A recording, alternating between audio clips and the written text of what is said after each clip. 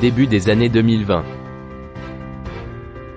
Dans les ruelles étroites et les marchés animés de Marseille, une nouvelle génération de la mafia, connue sous le nom de « Les Ombres de la Canebière », étend son emprise sur la ville. Ce réseau de criminalité organisée est impliqué dans le trafic de drogue, le blanchiment d'argent, et la corruption. Au cœur de cette organisation se trouve Lucien Moreau, un homme charismatique mais impitoyable, déterminé à maintenir le pouvoir de la mafia sur Marseille. Lucien Moreau, chef de « Les Ombres de la Canebière », Lucien est un homme d'affaires rusé avec un penchant pour la violence. Il lutte pour garder le contrôle de son empire tout en évitant la police et les trahisons internes. Camille Dupont, inspectrice ambitieuse de la police judiciaire de Marseille, elle est déterminée à démanteler l'organisation de Lucien.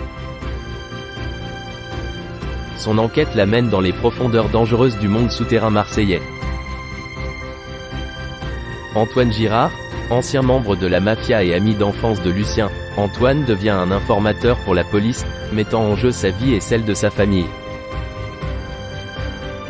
Sophie Moreau, sœur de Lucien et avocate, elle se retrouve déchirée entre sa loyauté familiale et sa conscience morale face aux activités criminelles de son frère. L'histoire commence avec une opération de police qui échoue à capturer Lucien lors d'une transaction de drogue. Camille Dupont est introduite comme la tête de l'enquête, déterminée à utiliser tous les moyens nécessaires pour arrêter Lucien. Parallèlement, Lucien doit gérer la trahison au sein de son organisation et les tensions avec d'autres groupes criminels. Camille recrute Antoine comme informateur, lui promettant une protection pour lui et sa famille en échange d'informations sur Lucien. Les tensions montent alors que Lucien découvre une taupe dans son organisation, menant à une spirale de violence et de paranoïa. Sophie commence à questionner les actions de son frère, se retrouvant au milieu d'un conflit moral interne.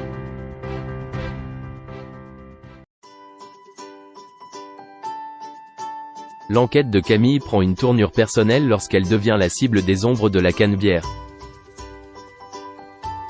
Lucien, sentant l'étau se resserrer, planifie un dernier grand coup pour assurer sa domination sur Marseille.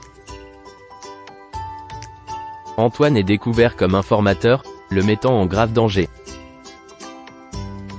Dans une confrontation finale haletante, Camille et son équipe lancent un raid contre le dernier rassemblement de Lucien.